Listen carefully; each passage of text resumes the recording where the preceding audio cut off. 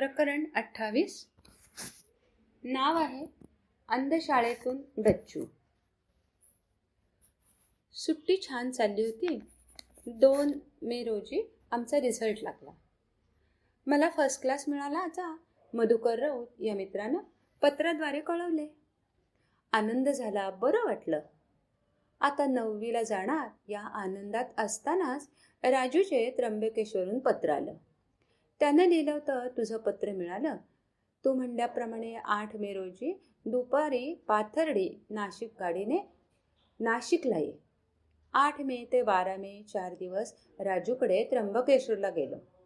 राजू नाशिकला मला घेण्यासाठी आला होता. तसेच तिकडून येताना राठी सरांच्या घरी जाऊन आलो. राठी सरांना भेटलो.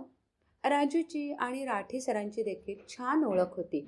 सरांना नाशिकच्या शाळेत प्रवेशाबाबत विचारले तर सर म्हणाले, इथे नको येऊ, तुझी आता 2च वर्ष राहिली आहेत.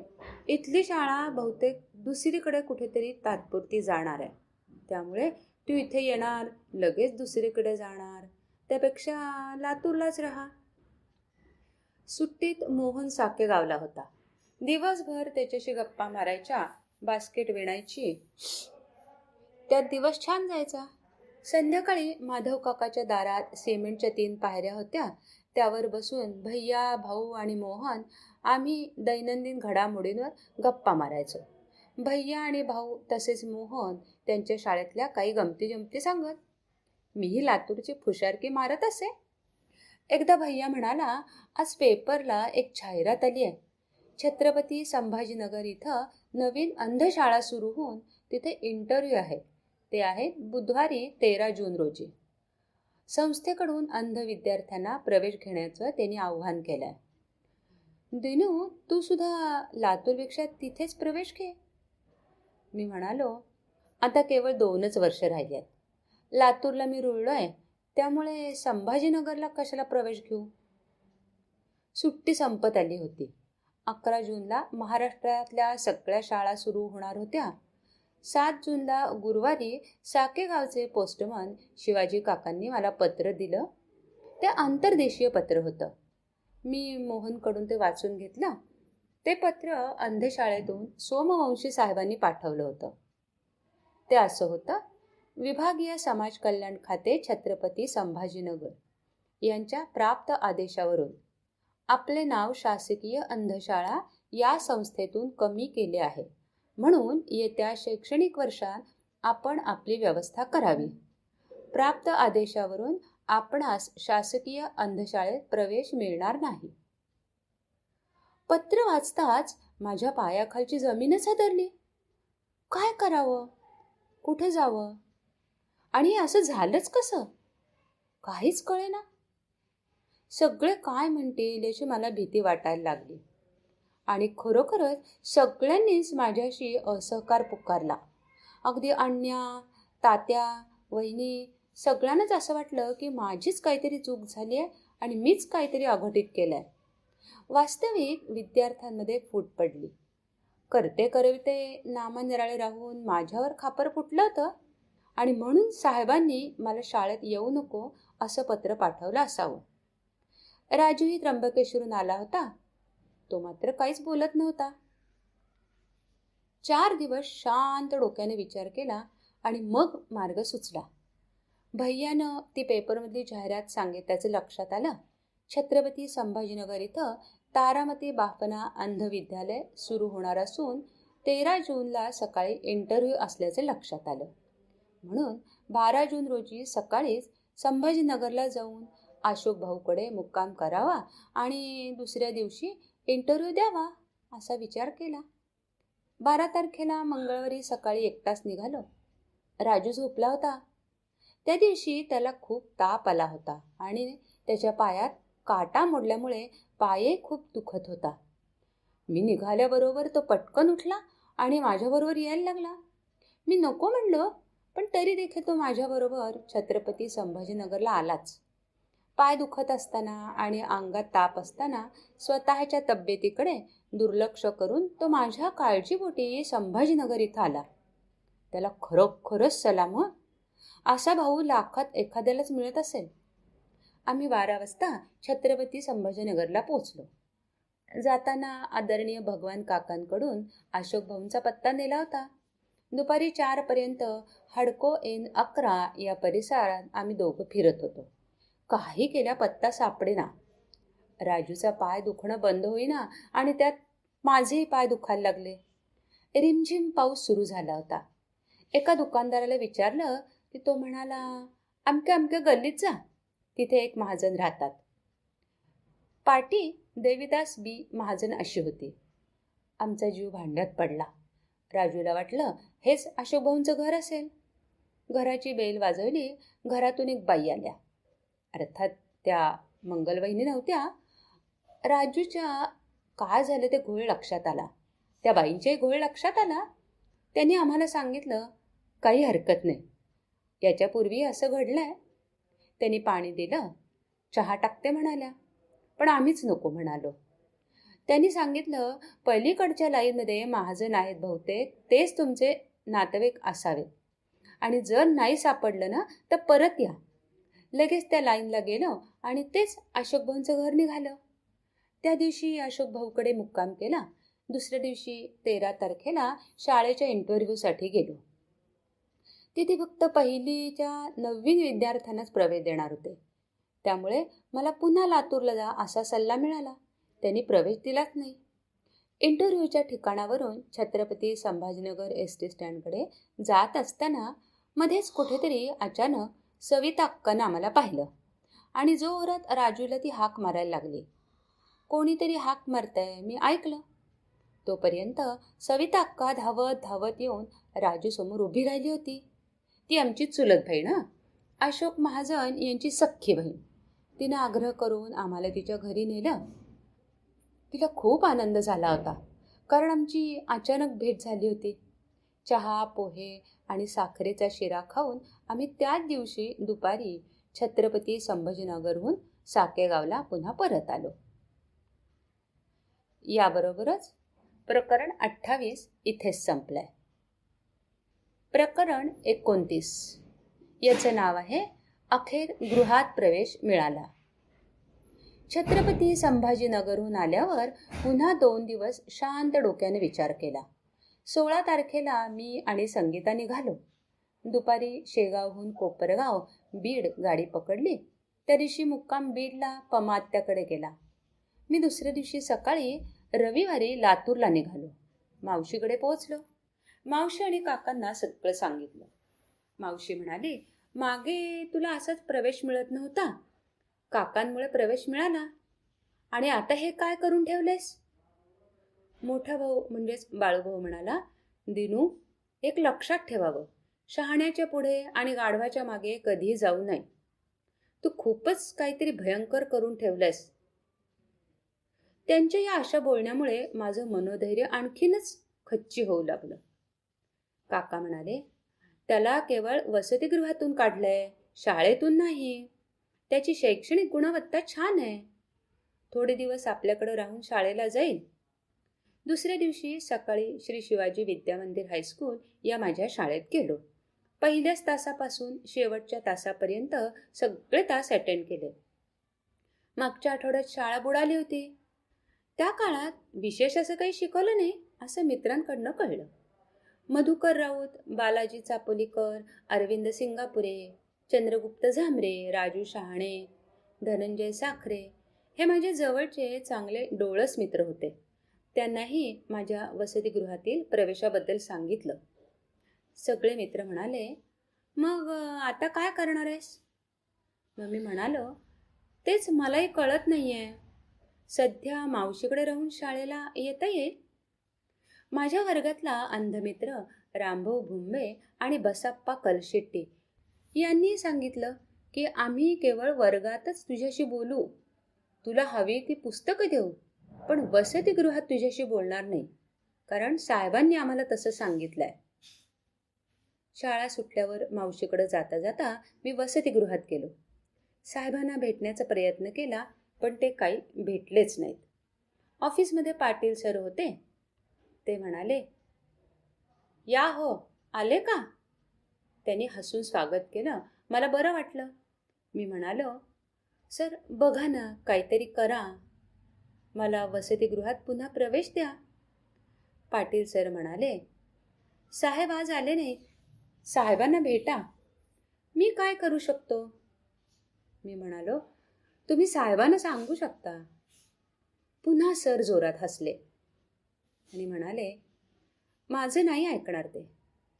पुढे पाटील सरांनी सुचवलं की आपले जुने विद्यार्थी शहाजी, हरिश्चंद्र, अंबादास, प्रल्हाद, गोविंद हे सगळे मालवणला गेलेत. तूही मालवणच्या शाळेत जा. इतर काही मित्रांशी बोलण्याचा प्रयत्न केला, पण कोणी माझ्याशी बोलत नव्हतं. साहेबांनी सगळ्यांना सांगूनच ठेवलं होतं ना, दिनेश आला तर त्याच्याशी कुणीही बोलायचं नाही आणि त्याला हवे असतील ते पेपर, पुस्तकं, वाटी किंवा अभ्यासाचं कुठलंच साहित्य द्यायचं नाही.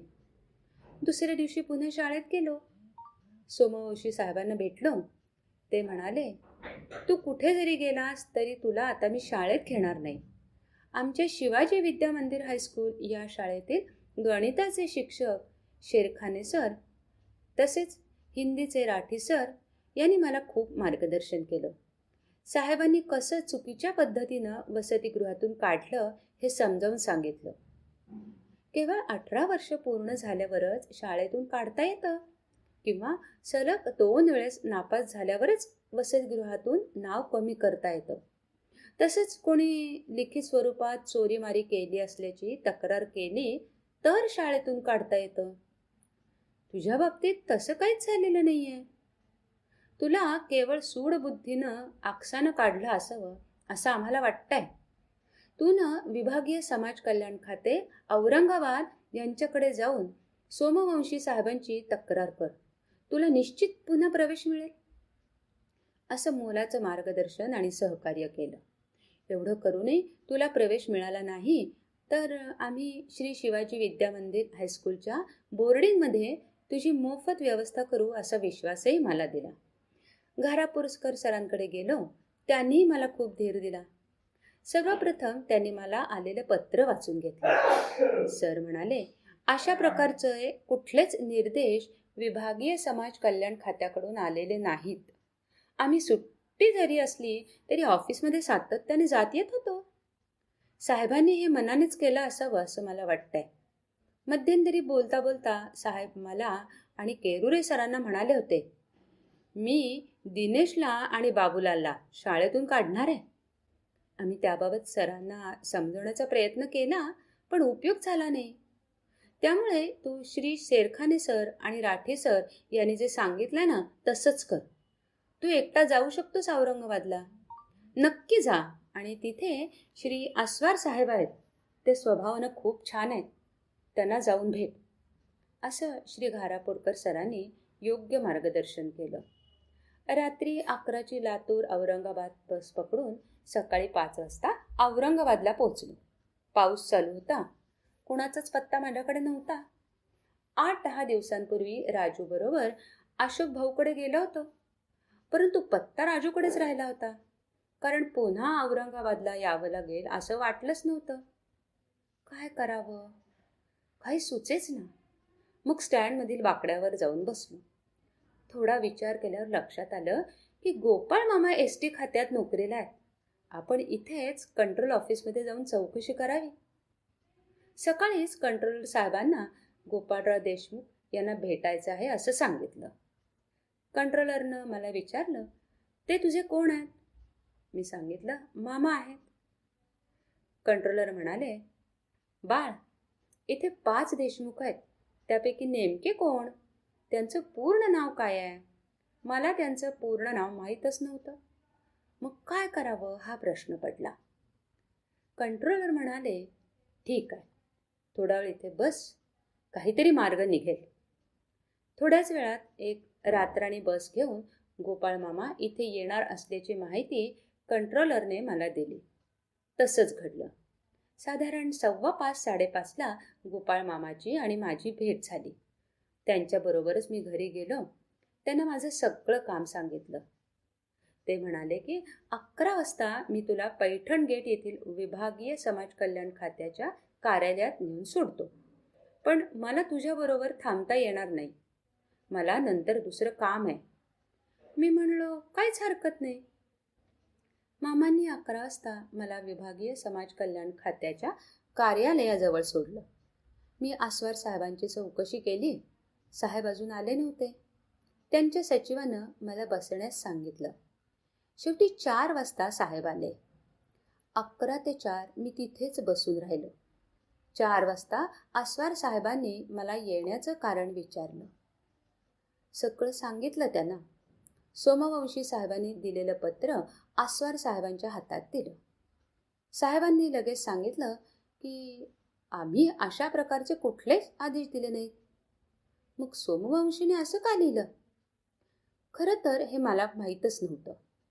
आस्वार साहेबांना सोमवंशी साहेबांचा खूप राग आला आणि त्यांनी लगेच सोमवंशी साहेबांना कारणे दाखवा नोटीस देऊन श्री दिनेश महाजन या विद्यार्थ्यास तात्काळ पुन्हा वसतिगृहात प्रवेश द्यावा असे आदेश निर्गमित केले आणि मला सांगितलं की हे पत्र आम्ही पोस्टाने पाठवतो.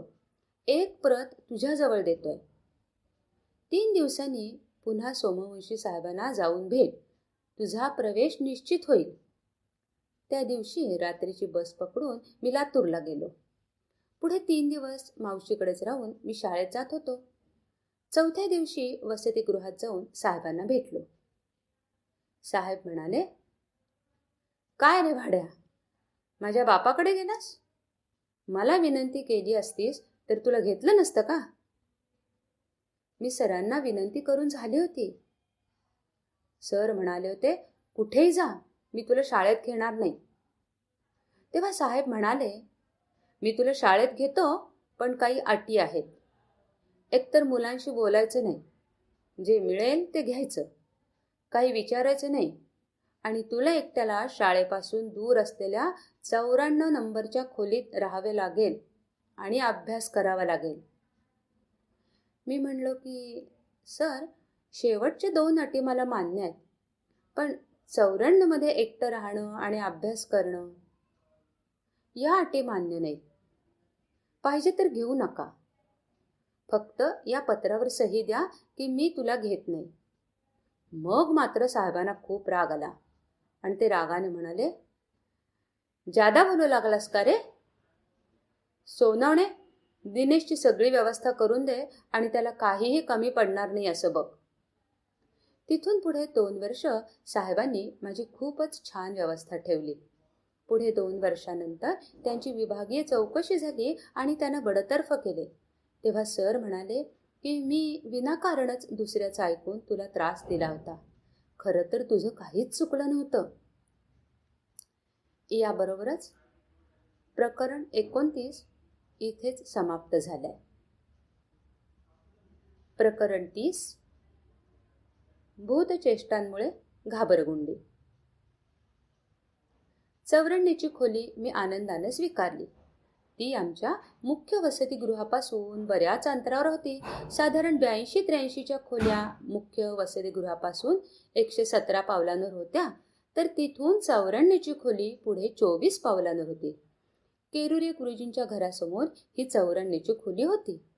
पावलांचा विषय निघालाच आहे तर एक अनुभव सांगतो. हे पाऊल प्रत्येक वेळेला निश्चित असतात, परंतु प्रत्येकाची पावले लहान मोठी असतात. प्रत्येक वेळी पाऊल मोजूनच आम्ही चालतो असं बिलकुल नाही, परंतु काही काही ठिकाणी पावलं मोजावीच लागतात आणि योग्य मार्ग मिळतोच. अहिल्यानगर जिल्ह्यात पाथर्डी नावाचं तालुक्याचं ठिकाण आहे. तिथं जुन्या स्टँडपासून नाथनगर येथं माझे काका काकू राहत. त्यांच्या घरी जाताना मला एका विशिष्ट ठिकाणीच पावलांचा उपयोग व्हायचा. इथून तिथून डांबरी रस्ता होता. रस्त्याच्या उजव्या बाजूला नाथनगर होतं. तिथेच काका राहत असत. नेमका डांबरी रोड कधी सोडायचा, कुठे उतरायचं हे निश्चित करण्यासाठी वडारवाडा येथील गतिरोधकापासून 90 पावलं मोजली की बरोबर त्यांच्या घराच्या दिशेनं उतरणं शक्य व्हायचं. हा 90 पावलांचा खूप महत्त्वाचा अनुभव आहे. मुंबईतील उपनगरी ट्रेनमध्ये 2 हँडिकॅपचे डबे असतात. दोन्ही डब्यात माझ्या पावलांनी 80 पावलांचं अंतर आहे. माझ्या खोलीचा मुख्य दरवाजा उत्तरेला होता. पश्चिमेला एक छोटा दरवाजा होता. पूर्वेला 2 मोठ्या खिडक्या होत्या, त्यांना ग्रिल लावलेलं होतं. खोलीवर सिमेंटच्या पत्र्यांचे छत होते. दोन्ही खिडकीतून सकाळी 7लाच ऊन यायचं. समोरून एक रोड वाहत होता. जास्त रहदारी नसायची. अर्थात त्या काळात रहदारी कुठेच जास्त नव्हती. खोलीमध्ये मला एक लोखंडी कपाट दिलं होतं. त्यामध्ये 6 कप्पे होते. लाईटची व्यवस्थाही करून दिली होती. माझ्यासाठी एक कॉट, गादी, सतरंजी, थोडक्यात संपूर्ण बेडच दिला होता. मागे सूर्यवंशीबाईंचं घर होतं. ईशान्येला पाण्याचा माठ आणि 2 बादल्या होत्या. संपूर्ण रूम मोकळीच होती. त्यामध्ये मी एकटाच राहत होतो. या खोलीचा अभ्यास करण्यासाठी मला खूप फायदा झाला. वर्गातले अनेक डोळस मित्र माझ्याकडे अभ्यासाला येत. त्यांचा मला उपयोग व्हायचा. खूप पूर्वी म्हणजे 5-6 वर्षापूर्वी इथं आमचा 3रीचा वर्ग भरायचा. नंतर आम्ही 4थीला गेल्यावर हा वर्ग बंद झाला. तेव्हापासून या खोलीत अडगळीचं सामान टाकलं होतं. इकडे कोणी येतही नव्हतं. इथे भूताखेताचे प्रकार घडतात असं कानावर आलं होतं. त्यामुळे कदाचित इकडं कोणी राहण्यास तयार होत नसावं आणि खोली बंद ठेवली जात असावी. आता मला शिक्षा म्हणून ही खोली दिली होती. मला भूताची भीती वाटत नव्हती असं नाही, पण भूत माझ्या वाटेला जाईल असं मला वाटत नव्हतं. माझी मुंज झाली होती आणि माझ्या गळ्यात यज्ञोपवीत होतं. जाणण्यात ब्रह्मगाठ असते. त्यामुळे ब्राह्मणाला भूत त्रास देत नाही असं मला सांगितलं होतं. आणि जरी वाटेला गेलंच तरी समोरच भूत काढणारे गुरुजी राहत. त्यांचं मला संरक्षण मिळेल ही खात्री होतीच. गुरुजींच्या जवळ आहे म्हणून ही खोली मी आनंदाने स्वीकारली होती. शनिवारी 30 जूनला ही खोली माझ्या ताब्यात मिळाली. रविवारी खोली सोनवणे काका आणि यशोदा काकू यांच्याकडून स्वच्छ करून घेतली. आता सगळे मित्र माझ्याशी पूर्वीप्रमाणे बोलायला लागले, संपर्क ठेवायला लागले. त्यांच्या मनातला माझ्याविषयीचा आकस संपला. मुळात तो गैरसमजच होता. सगळं वातावरण निवळलं. दिवसभर शाळा, मित्रांबरोबर गप्पा गोष्टी, खेळणं, संध्याकाळचं जेवण करून त्या दिवशी 6:30ला मी माझ्या रूममध्ये गेलो. दररोज 6:15ला सायंकाळची प्रार्थना व्हायची. ती मुख्य वसतिगृहात झेंडा लावला होता. तेथे फरशीवर व्हायची. मी विचार केला 7च्या बातम्या ऐकू आणि 7:10ला प्रार्थनेला जाऊ. म्हणून माझ्याच खोलीत रेडिओवर बातम्या ऐकण्यासाठी रेडिओ लावला. तेवढ्यात मी स्वतः रेडिओ खरेदी केला होता. बातम्या ऐकता ऐकता कधी झोप लागली कळलंच नाही. जाग आली तेव्हा घड्याळात बोट लावून पाहिलं तर 12:30 वाजले होते. म्हणजे मध्यरात्र होऊन गेली होती. कसला तरी हळूच आवाज यायला लागला. मग लक्षात आलं की तो रेडिओतून आवाज होता. कारण स्टेशन कधीच बंद पडलं होतं आणि रेडिओ तसाच चालू होता. नुसती हवा येत असल्यासारखा छोटासा आवाज येत होता. मग रेडिओ बंद केला. आज पौर्णिमा असल्याचं लक्षात आलं. खूप भीती वाटायला लागली. तेवढ्यात पुन्हा आवाज यायला लागला. धूम धूम धूम असा तो आवाज होता. हळूहळू त्या आवाजाचा वेग वाढत असे. मध्येच वेग कमी होत असे. इकडे भूतांच्या पालख्या निघतात, अमावास्या पौर्णिमेला भूते भजन करतात असं ऐकलं होतं. तसं आमची शाळा पूर्वी शहरापासून खूप दूर स्मशानात होती असं सांगितलं जायचं. मला खूपच भीती वाटायला लागली. काय करावं? उगाचच ही खोली घेतली असंही वाटायला लागलं. जोराची लघवेला आली. पण उठून बाहेर जायचं तरी कसं? अंगावर घट्ट पांघरून घेऊन झोपून राहिलो. मनातल्या मनात मारुती स्तोत्र म्हणायला लागलो. नंतर कधीतरी झोप लागली. सकाळी 7 वाजता उठलं. आंघोळ करायला पश्चिमेकडील दरवाजा उघडला. तिथे बाथरूम होतं. बाथरूममध्ये आंघोळ करायला लागलो. तेवढ्यात पुन्हा तोच आवाज आला जो रात्री येत होता. मग लक्षात आलं बाजूला एक झाड होतं. वारा आला की झाडाची फांदी पत्र्यावर आपटायची. हवेच्या वेगाप्रमाणे आवाजाचा वेग सुद्धा कमी जास्त व्हायचा. भूताचं कोडं सुटलं होतं. सगळीकडे प्रकाशमय वातावरण झालं होतं. माझा पुन्हा एकदा आनंद दिवस सुरू झाला. दुसऱ्या दिवशी रात्री मुद्दामच जरा उशिरा झोपलो. पुन्हा जाग आली. तोच कपाट वाजायला लागलं. कालचा प्रकार लक्षात आला होता. तो बाहेरच्या झाडांमुळे पत्र वाजत होता ते कळलं. पण आज अगदी पलंगाच्या जवळ असलेलं कपाट जोरजोरात वाजत होतं. पुन्हा भीती वाटायला लागली. काल कदाचित झलक असावी, आज खरोखरच भूतच असेल आणि ते अगदी माझ्याजवळ आलं असेल. थोड्याच वेळात ते भूत माझ्या अंगावर येईल आणि माझ्या अंगावर बसेल असंच वाटायला लागलं, कारण कपाट वाढण्याचा वेग वाढला. उठून बाहेर पळून जावं आणि गुरुजींनी उठवावं असंही वाटायला लागलं. पण अंगावरचं पांघरूण काढायचं धाडसच होत नव्हतं. उठणार कसं? पुन्हा रामाचा मारुतीचा धावा चालू. अशीच कधीतरी झोप लागली. सकाळी जाग आली ती जोरजोरात दार ठोकल्यामुळे. राजू शहाणे हा माझा डोळस मित्र अभ्यासासाठी आला होता. अजून झोपलास का बे? असं तो म्हणाला. मी म्हणालो की हो, जरा वेळ बस, मी तोंड हातपाय धुवून येतो. साबण काढण्यासाठी कपाट उघडलं. तोच 2 उंदीर पटकन पळाले. राजू शहाणे म्हणाला, कपाटात उंदर ठेवतोस का बे? मग मला भूताचा शोध लागला. रात्री हे भूत होतं तर. अशा काही गमती जमतीत 9वीचा अभ्यास खूप छान चालला होता.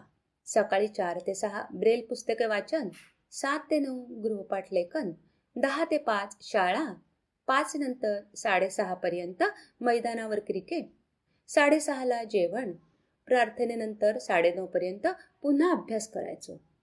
गेल्या वर्षाप्रमाणे यावर्षी गणेशोत्सवातील कार्यक्रमांसाठी कलापथक तयार केलं होतं. त्याची प्रॅक्टिसही सुरू झाली होती. गेल्या वर्षी गणेशोत्सवात 250 रुपये मिळाले होते. त्याचा रेडिओ घेतला. हा रेडिओ देखील माझ्या टीकेचा विषय झाला होता. घरी सगळे म्हणत दिवसभर रेडिओ ऐकत असेल आणि त्यामुळे साहेबांनी शाळेतून काढून टाकलं असेल. तसं काहीच नव्हतं. या रेडिओचा मला खूप उपयोग व्हायचा. सकाळी 6 नंतर 6:15 पर्यंत रेडिओ ऐकत असे. संध्याकाळी 7च्या बातम्या, कधीतरी इतर वेळेसही थोडाफार रेडिओ ऐके. आकाशवाणी औरंगाबाद, परभणी, पुणे, जळगाव केंद्र हे आमच्या आवडीचे स्टेशन. सुधा नरवणे, आशा कर्दळे या पुणे केंद्रावर प्रादेशिक बातम्या देत असत. कुसुम रानडे, शरद चव्हाण हे मुंबई केंद्रावरील प्रादेशिक बातम्या देण्यासाठी येत. आकाशवाणी संभाजीनगर केंद्रावरही सकाळी 6:50ला प्रादेशिक बातमीपत्र सुरू झाले होते. अविनाश पायगुडे तसेच भालचंद्र जोशी हे बातमी देण्यासाठी येत. दुपारी कधी कधी 1:30च्या बातम्या ऐकायला मिळत. तेव्हा दत्ता कुलकर्णी, सदाशिव दीक्षित हे बातमीदार येत. थोडक्यात आकाशवाणी माझ्या ज्ञानभंडारात भर टाकण्यासाठी खूपच उपयुक्त साधन होतं. रेडिओचा मी अभ्यासासाठीच वापर करत असे. संध्याकाळी 5:30ला युववाणी या कार्यक्रमात एक प्रश्न विचारला जायचा. त्यामुळं सामान्य ज्ञान वाढवायला मदत झाली मला. 250 रुपयाला 8वीच्या शेवटी घेतलेला 2 सेलचा हा नेल्को कंपनीचा रेडिओ मी पुढे 12वी पर्यंत वापरला. याबरोबरच प्रकरण 30 पान नंबर 123 वर समाप्त. फाईल समाप्त.